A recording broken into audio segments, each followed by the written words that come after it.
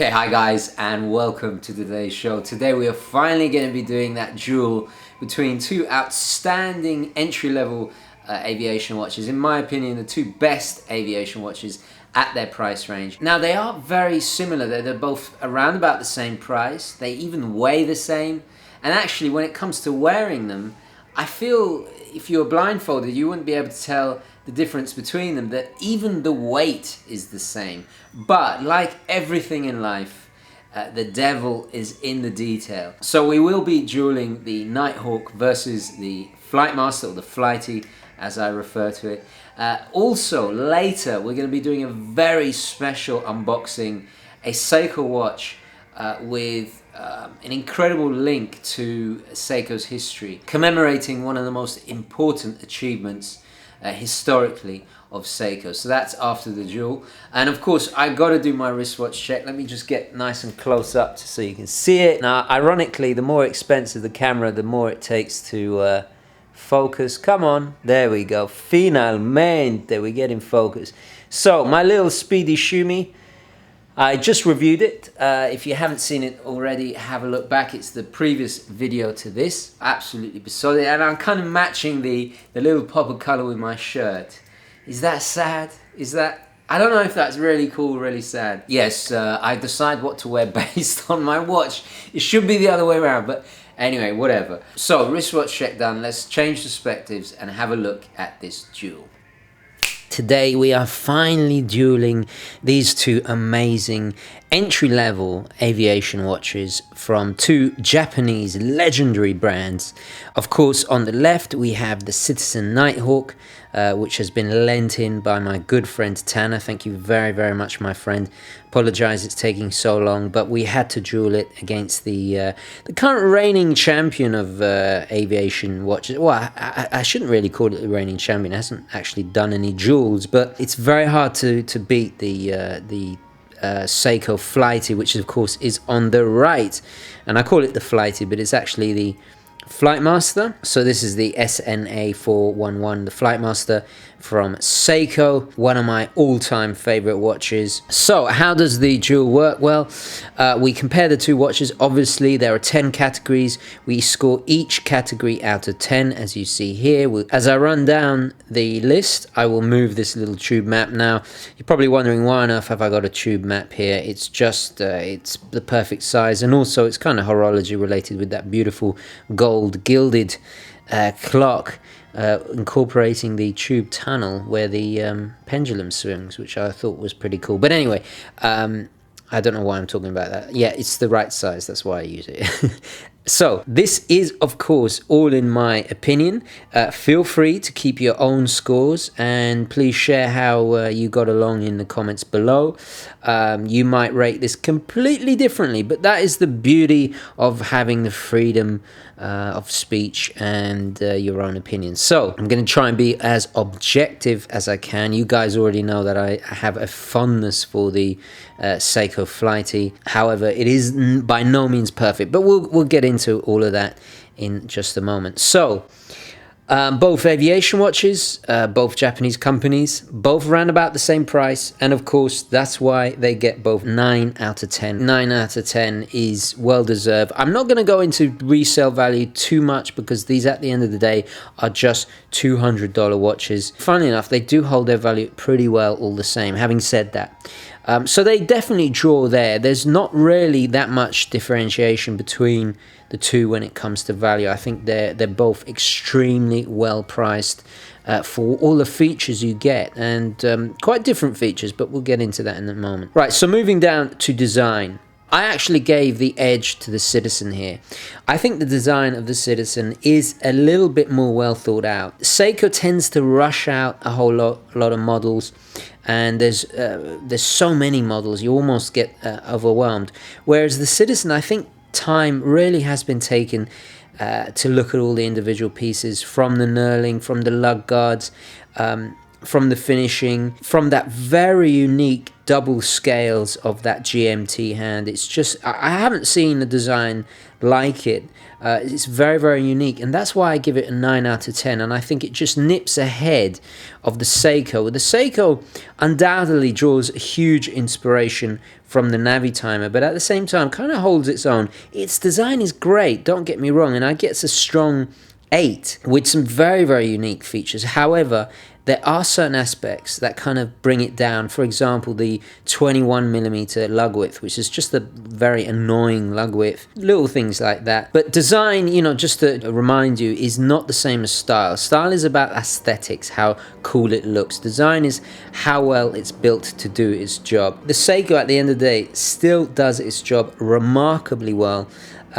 However, I think actually the Citizen just nips ahead. I really think it's even more legible, especially with that flat mineral crystal, which at the same time I think is the only thing keeping it from 10 out of 10. Had it been placed just a little bit lower to sit in that bezel, I'm scared of this catching. And some people in the comments when I reviewed this model, and by the way, both have been reviewed to death, actually said that happened. It's the only minor gripe, but at the end of the day, you know, you can have the crystal replaced, and at $200 you can't really expect a sapphire. I mean, if you put sapphire in this, it would have put it into a different price bracket. Another slight improvement the Citizen has on its design is definitely that inner rotating bezel. It's not a cheap thing to do, and for a flight watch, I think it's a really nice touch. Okay, let's move on to movement. Now, this is quite an interesting and quite a controversial topic. We'll start with the Citizen. Now, the Citizen has the Eco-Drive, and I give it a really strong 8. However, the Eco-Drive has its downfalls. Accuracy-wise, it's not as accurate as the Seiko, but that will come into performance a little bit later on. The Eco-Drives are amazing, and it's certainly Citizen's crowning achievement when it comes to, well, horology in general.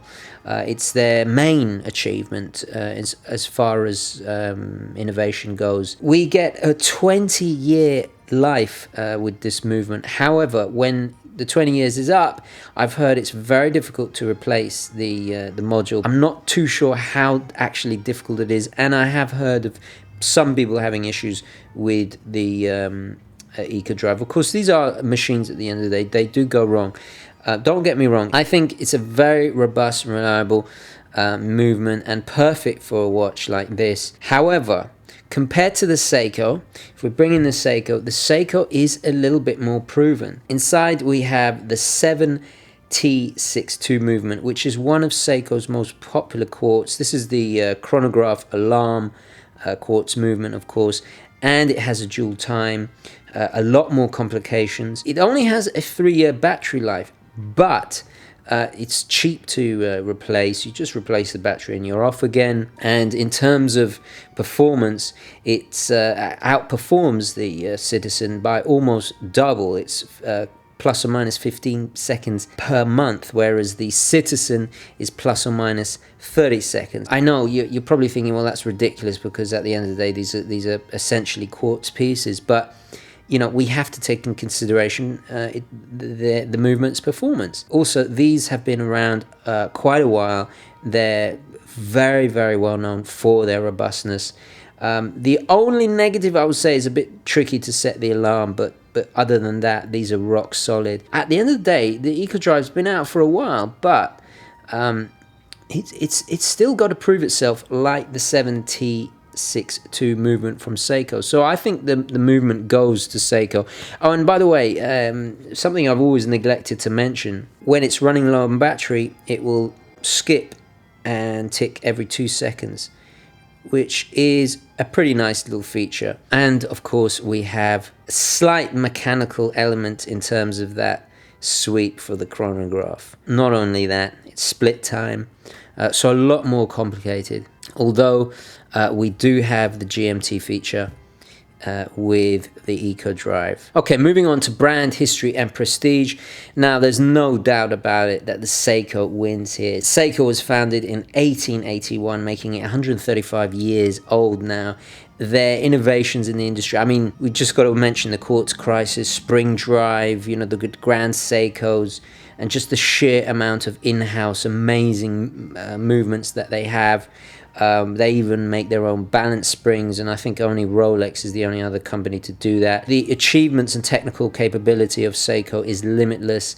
Their history and prestige and influence on the history of horology, you know, is undeniable, and therefore 10 out of 10. Citizen falls behind at 7. Don't get me wrong, Citizen's a great company offering many brands, but Eco-Drive really pretty much is the pinnacle of their technical innovation. They've been around 98 years. They were founded in 1918, so a lot newer. I mean, well, it's still a long time, but hasn't got the impact, the history, the prestige, nowhere near as Seiko. So Seiko undoubtedly wins there. Now, moving on to quality. Now, this is a precise reversal of the previous scores. There's no doubt that the Citizen wins on quality. And this is something I've noticed from a lot of Citizens. I've owned countless Citizens over the years, before I had a channel even. Just look at the brushing. Just look at the quality. Every piece is beautifully made.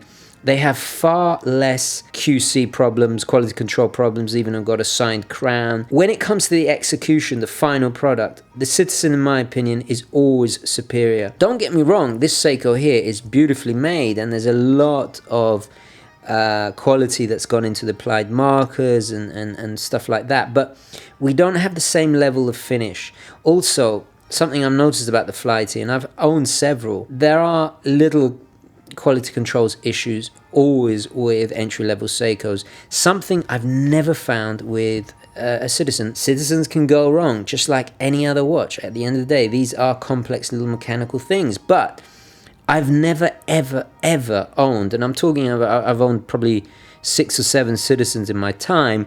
I've never had any issues with the Citizens I've experienced, so I can only give them 10 out of 10, especially considering this is a $200 watch. So the quality's there, and you know, the little applied markers, I mean, the crispness of everything is, it's always spot on with Citizen, and a remarkable achievement for entry-level watches. Not something I can say about Seiko. I've seen things like inner bezels misaligned, lume not centered on the applied markers, this kind of thing, and you know, hands not lining up, that kind of thing. So definitely a 7 there, but don't get me wrong, you can still get a really beautiful Flighty. Don't let that put you off, guys. Now let's move on to style. Now here I think they both draw. It is the most subjective of all the categories. If you're into busy aviation watches, then you're going to love them. If you're not, then you're going to hate both of them. They both have things that I absolutely love about them, and they both have things that I don't. If you are into aviation watches, you're going to like both of them. The strength of the Citizen are, you know, it's very tooly with its brushed look, those Panzer tank edges, the knurling on the crown. It looks the business, especially with the throwback to the classic flight watches with the 12 and 6 and those sword hands and all the rest of it, even the little airplanes on the GMT hand. It's very well styled, so I think a solid 8. Looking at the Seiko, I think it's equally as interesting to look at. I love the color choices.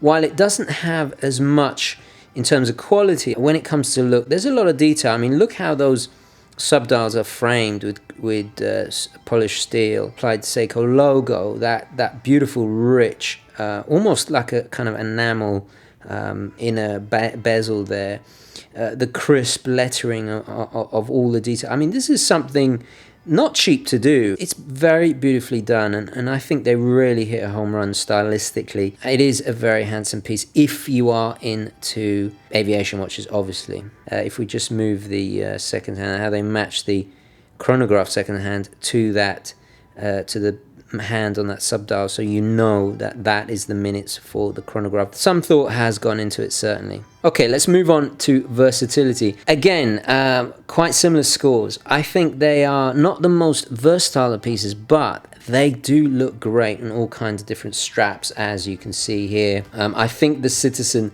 wins because the Citizen doesn't have what I would call a kind of middle-sized lug width. This Seiko has an annoying 21mm lug width. Why they couldn't gone with a 20 or a 22, I think 20 actually would have been better, fitting a 40mm case. It's annoying because this is actually a 20mm, 21mm leather band, but they're hard to find, and often your favorites are either 22 or 20. So it doesn't really have a massive effect. I just end up wearing 20mm NATOs on them anyway, but it certainly kind of decreases the score. But they both have quite short lugs, and the way the spring bar is positioned does make fitting NATOs difficult on actually both of them, and I have to say maybe the Flightmaster even more so.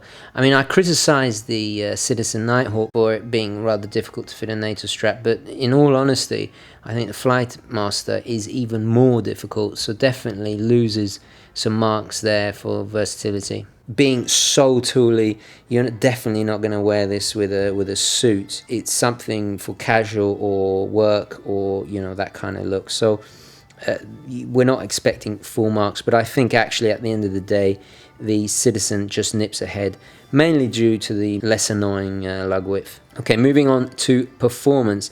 Both of them score a solid 8. Now, yes, the Seiko is the more accurate at timekeeping.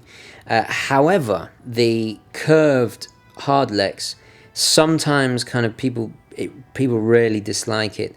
I actually love it. I think it's very endearing, but some people loathe it. They swap it out for a sapphire. Also, I've mentioned before, to set the little subdial and the alarm, it's a bit finicky. You have to pull the crown out, you have to push buttons and all the rest of it. It's a little bit involved, and you kind of have to read the manual, which is annoying. That's the only minuses. In terms of everything else, it's an absolute trooper. And this really is the ultimate travel watch. I mean, you can multiple time zones, alarms, the screw down pushers, which enable it to have 200-meter water resistance. It's great. It's a great all-round watch if you only had to have one watch. The Citizen, I think performance-wise, while the main time is not as accurate, I mean, we're still within a second a day, it's absolutely fine. What equals the score is that Eco-Drive movement, because you are not going to have to worry about batteries for a good 20 years, and that kind of settles the scores, I think. Performance, really, honestly, they kind of level up against each other. I really do believe that. And let's not forget the Lume. Let's quickly have a look at the Lume Shot. As you can probably see, they are both extremely bright. Now, while the Seiko has smaller lume pips, it is that Seiko lume, and it does shine very bright. It has the lumed arrow hand on the chronograph, which is a really nice touch, and it's in a kind of bluey green, while the Citizen has that 12 o'clock and those really thick kind of sword plunger style hands. Now, while I think obviously the Citizen is a little bit more brighter and a lovely touch with that 12 and 6, I do like the fact that the second hand on the chronograph is also loomed up. So while they both have their advantages and disadvantages, to be honest, guys, it's really down to preference. I think they're both outstanding. A lume is something that both Seiko and Citizen do very, very well. So it really depends on what you want for a watch. But I do find that little arrow hand very endearing. Anyway, let's take it back to the studio. Durability, however, I think the Seiko takes the lead. The hard legs being slightly tougher than the mineral. They both have an astonishing 200-meter water resistance, which kind of keeps the scores high. And also, I got to say, the bezel on the inside does protect it rather than the aluminium insert. But honestly, I think the hard legs, I've dropped this from about 4 feet and it's only partly scratched it, whereas the mineral jutting out there, not really protected that well by the bezel. Yeah, durability wise, I'd definitely put my bet on the Seiko. However, the Seiko does have more complications and the possibility of more things going wrong. But really, these watches are both very, very rock solid. So durability, slight edge to the Seiko. Last but by no means least is X Factor, that special something. They both have a lot of presence. If you like busy watches, they just suck you in. There's just so much to look at. I find myself staring at these watches constantly and just mesmerized by all the detail. Lots of scales, lots of things going on. Very, very useful. But for me, I think the Flighty just takes the edge. There's something about the Flightmaster, especially its variations in gold and its color variations. It has more of a Navitimer feel, and I think that just gives it the edge on the X Factor, because the Navitimer, if we like it or not, is still the icon, and I do get that Navitimer feel when I'm wearing it. The Citizen is a little bit more different. It's its own thing a little bit more. You might disagree with the X Factor, but it's not as immediate. It's the Flighty, I think, mainly because of all its functions and that lovely little kind of faux mechanical sweep. Anyway, let's give the final scores. Let's have a look at the final scores. What are the final scores? Oh, very, very surprising. I really thought that's very interesting. The Flighty won it by 1 mark, 83 for the Flightmaster, and then just nipping at the heels at 82. Very, very strong. I mean, they could almost draw. I think the Flightmaster just took it because it just has something a little bit more special. You know, the reliability of that movement, and at the end of the day, guys, to be honest, I think they're both absolutely cracking, and I'm almost willing to call it a draw, but the Flighty did win. I think what the Citizen is superior at is certainly the quality, and certainly I think it's a little bit more individual. But the Flightmaster, at the end of the day, is the proven, the more reliable, more features, and just has something special about it, that kind of Navitimer feel without being a homage, which is a really cool thing to pull off. So the Flighty wins.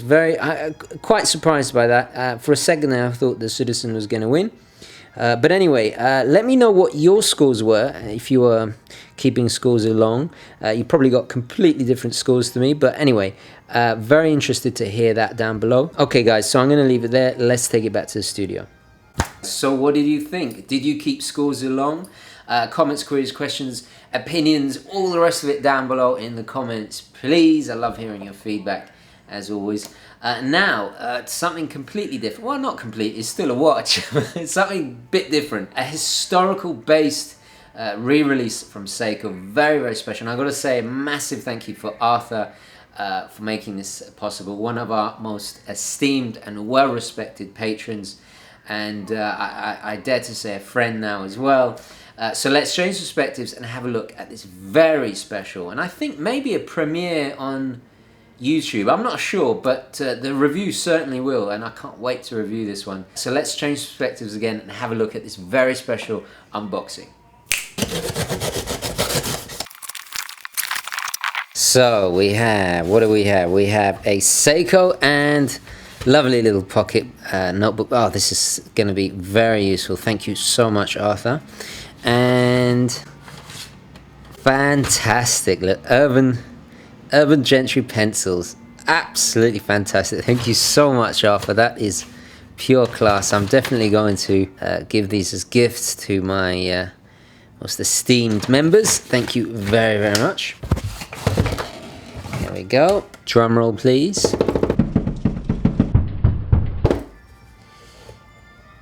Oh, and there she is. Now, if you're a true Seiko fan, you will understand why this watch is so important. This is based on the iconic 1913, the first watch from Seiko, the Laurel. So hugely important for Seiko. This is obviously, oh wow, look at that movement. Look at that very substantial piece.